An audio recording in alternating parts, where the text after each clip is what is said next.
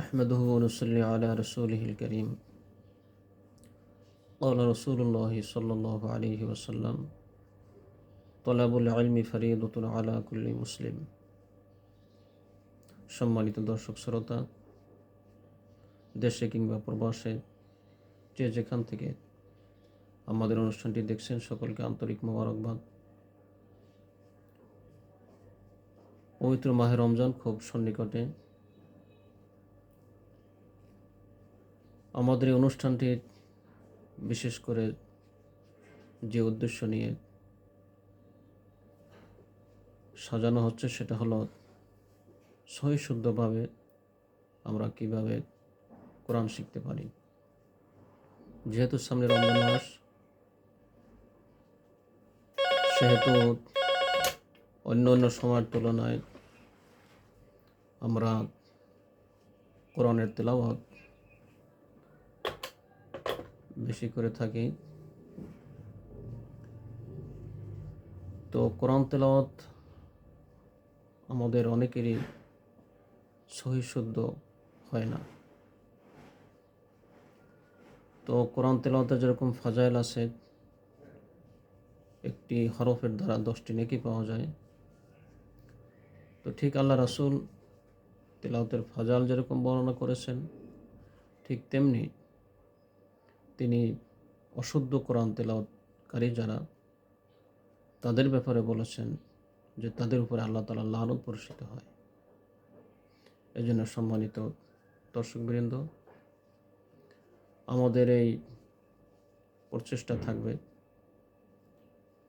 যাতে করে আমরা সহি শুদ্ধভাবে কোরআনের তেলাওয়াত শিখতে পারি। একজন মুসলমান হিসেবে আমার কোরআন তেলাওয়াত সহি করা ফরজ। আমরা যখন বালেগ হই, অর্থাৎ শরীয়তের হুকুম যখন আমাদের উপর অর্পিত হয় যেই বয়সে, তো এর ভিতরে শরীয়তের যে বিধানগুলি আমাদের উপর অর্পিত হয়, এর ভিতরে সবচেয়ে গুরুত্বপূর্ণ বিধান হলো নামাজ। অনেকেই আছে আমরা 5 ওয়াক্ত নামাজ ঠিকই আদায় করি, কিন্তু আমাদের কোরআনের তেলাওয়াত সহি না হওয়ার কারণে আমাদের নামাজই হয় না। এই বিষয়টা আমরা অনেক ভাই বা অনেক মা বোনেরা আমরা উপলব্ধিই করি না যে আসলে আমাদের নামাজ হইতেছে কিনা বা আমার কোরআনের তেলাওয়াত সহি কিনা। বর্তমান সময় যেহেতু আধুনিক যুগ, আমরা অধিকাংশ মানুষ অনলাইনমুখী, তো সে লক্ষ্যে আমাদের উদ্দেশ্য হলো যে নিয়মিত যদি আমরা এই কোরআনের তেলাওয়াতকে সহি করার জন্য কিছু সময় ব্যয় করি, আশা করি আমাদের কোরআনের তেলাওয়াত সহি হবে, সুন্দর হবে, আমাদের নামাজ সহি হবে, আমাদের সাধারণ তেলাওয়াতের মাধ্যমে আমাদের আল্লাহ রাসূল যেই নেকির কথা বলছেন সেটা অবশ্যই অর্জিত হবে। আর যদি আমরা ভুল কোরআন তেলাওয়াত করি, নামাজের বাহিরে তেলাওয়াত করলে গুনার কারণ হবে, নামাজের ভিতরে পড়লে নামাজ হবে না। তো কোরআন তেলাওয়াত আমরা শুদ্ধ কিভাবে করতে পারি? কোরআন তেলাওয়াত শুদ্ধ করার প্রথম কাজ হলো আরবি 29টি হরফ সহিভাবে সুন্দরভাবে উচ্চারণ শেখা। অর্থাৎ হরফগুলি কোন জায়গা থেকে কোন হরফের উচ্চারণ হয়, সেই হরফগুলির উচ্চারণ সুন্দর করে শেখা। এরপরে শব্দ গঠন, আমরা কিভাবে হরফ শেখার পরে শব্দ গঠন করব সেই পদ্ধতি শেখা।